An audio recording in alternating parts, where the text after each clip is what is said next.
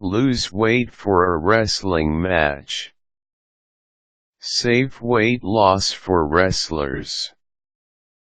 According to a 2007 study by the NFHS, over 257,000 of the nation's male high school athletes wrestled.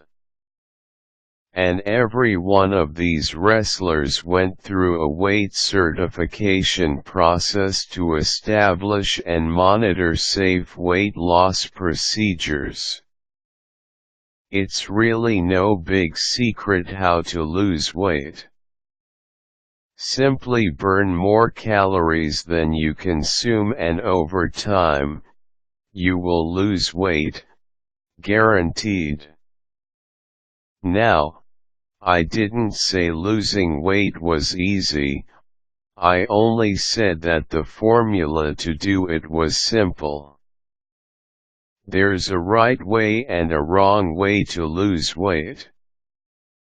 Both ways might yield results, but the right way is healthier, safer, and makes it easier to keep the weight off. What you will learn here is how to safely lose weight for wrestling without dehydration, starvation diets or diuretics. As with any new weight loss or training protocol, before you start, always consult your physician, your parents, if you're under 18, and your coaching staff.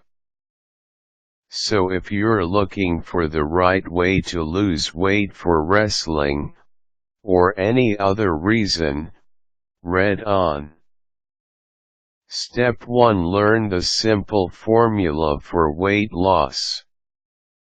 More calories per day burned than calories per day consumed equals calorie deficit.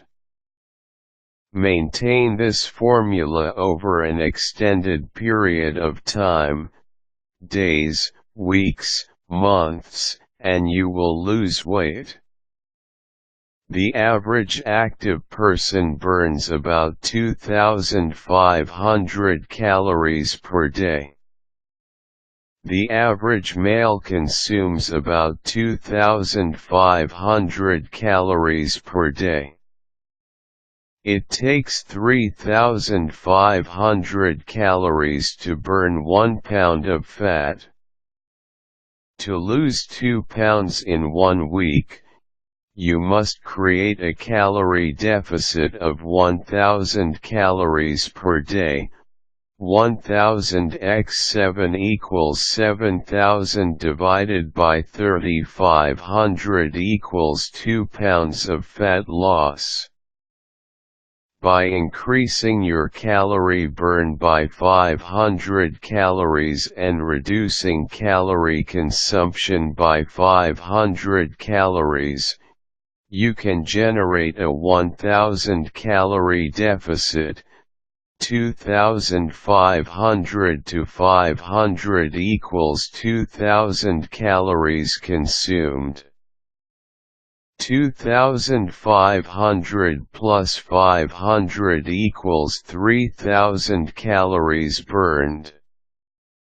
2,000 consumed, 3,000 burned equals 1,000 calorie deficit.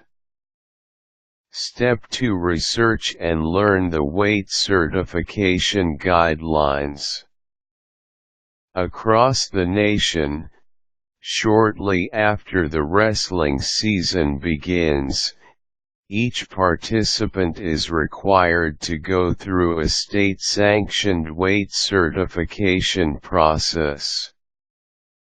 The National Federation of High School Associations, NFHS, sets specific guidelines for weight loss management in wrestling. The guidelines set forth health and safety limits for the maximum amount of weight loss and the minimum allowable weight class for each individual wrestler, both male and female.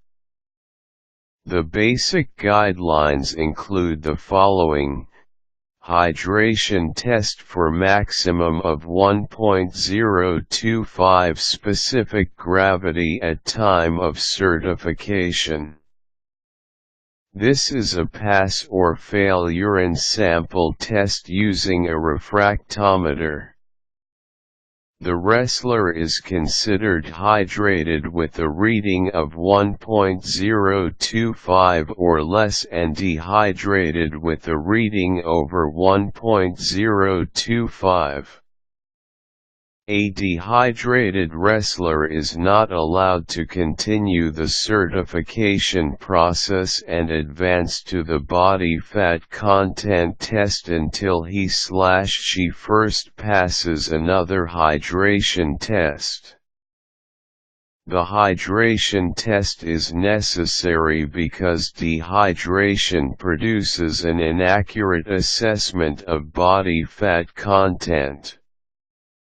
Test for minimum body fat of 7% for boys and 12% for girls at a predicted weight. The body fat test at the time of the certification is what decides the lowest weight class each wrestler is allowed to wrestle at for the year. The procedure is commonly done with a skin fold test using a caliper and documented by a certified technician. Only 1.5 pound per week weight loss allowance. Even after the season starts, wrestlers are limited to a maximum weight loss of 1.5 pounds per week. This is documented by the coach for each wrestler during the season using what is called a descent calendar. Step 3. Have a nutritious 1,500 to 2,000 calorie meal plan ready. Your meal plan isn't an afterthought. Waiting until after the season starts will set you up for a scramble if you have to adjust your eating habits. Your low-fat meal plan must include enough protein for muscle tissue maintenance and recovery, carbohydrates for energy, antioxidants for immune system maintenance, and a small amount of fat. Here's a link to a sample meal plan for wrestlers and some dieting tips and facts. Step 4. Start losing weight before the season begins. It's not even wrestling season yet, so why should you start cutting weight? First, safe weight loss is a gradual process. Trying to lose anything more than a few pounds a week will most likely result in failure of the hydration test. Second, starvation diets don't work. Starvation triggers signals to the human body that respond by storing more fat and cannibalizing muscle tissue for energy, making you weaker. Is more fat and less lean muscle what you want? Didn't think so. Dehydrating your way to losing weight is another losing battle. Just 2% dehydration can drop physical performance by 10% or more. Plan ahead and start early because real weight loss, reducing body fat, is easier to maintain than weight loss achieved through starvation and dehydration. Step 5. Start your actual weight loss program by performing pre-season workouts that get progressively more intense about 6 to 8 weeks before the season starts. The level of intensity you begin with all depends on your baseline fitness level. If the athlete is at a state of general physical fitness, then a 45-minute workout consisting of 25 minutes of cardio and 20 minutes of higher intensity training should be used. Post-workout, the athlete should consume 8 to 12 ounces of liquids containing carbohydrates and protein within 30 minutes to build and repair muscle and replenish carbohydrate stores. The cardio exercises could be any combination of jogging, stationary cycling, or calisthenics. Higher intensity exercises could include resistance training, short to medium sprinting, body weight exercises, circuit or interval training, plyometrics, and even live wrestling or wrestling drills. But more importantly, all exercise should be of the full body type. Single joint exercises, curls, pull-downs, butterflies, are inefficient for wrestlers and weight loss, as well as most physical activities, because you almost never use just one joint at a time. Step 6. Put your meal plan to work. Now that you've started training, it's time to begin your low-fat diet. None of what you will do here will work properly without adequate nutrition. Not only will you have trouble losing fat, but also you will not have the energy for the increased intensity of the training, and your body will not recover properly between workouts. In addition, intense training is known to lower the immune system.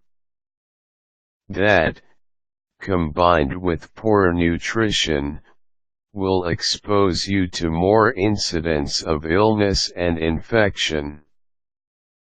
Try eating nutritious low-fat meals in smaller portions and spread your food intake throughout the day. Ideally, you want to have some food in your stomach for most of the day. Total calorie intake should be about 2,000 calories. Never let your calorie intake drop below 1,500 calories per day during training. Do not eliminate all fats from your meal plan. At the minimum, 10% of total calories should come from fat. You can supplement your meals with a good 1A-day multivitamin and remember to stay hydrated. Step 7. Gradually increase the workout intensity. Keep your workout sessions to about 45 minutes, 60 minutes including stretching and cool down, but shorten the aerobic portion of the workout by 5 minutes every other session and increase the intense portion of the workout by 5 minutes. Remember to rehydrate and refuel between workouts. Step 8. You've created a calorie deficit. After about a week and a half, an amazing thing starts to happen. The increased intensity of the training raises metabolism, which increases fat burning capacity for many hours after the workout is completed. You will start to burn more calories at rest than you were burning at rest before the training started. The extra calories burned by the intensity of the workouts, combined with the raised metabolism that burns more calories at rest and the reduced calorie consumption through your low-fat meal plan, has allowed you to maintain a calorie deficit. Your weight loss will be primarily from excess fat, not dehydration, and lost muscle tissue. Step 9. In-season weight control management. If you've followed your pre-season workout and meal plan correctly, you should be within one weight class of your target weight as the season starts. This should position you to get certified at the lowest weight class allowable based on your body fat percentage. Your diet and recovery process becomes even more important now that you'll be at the highest intensity of your training during the season. Except for a few pounds of drifting, up and down movement of weight, you should be able to cut the additional allowable weight and maintain it throughout the season without excessive running or other weight loss measures outside of your normal practice sessions. Train, refuel, rehydrate and rest for recovery in between workouts to optimize your performance. Remember, in the end, the sport is wrestling, not weight cutting. If you're spending a lot of time trying to cut weight, that's valuable time you could be using to train to be a better wrestler. Useful links: NCAA Wrestling Weight Management Policy, Wrestling's Principles of Good Nutrition.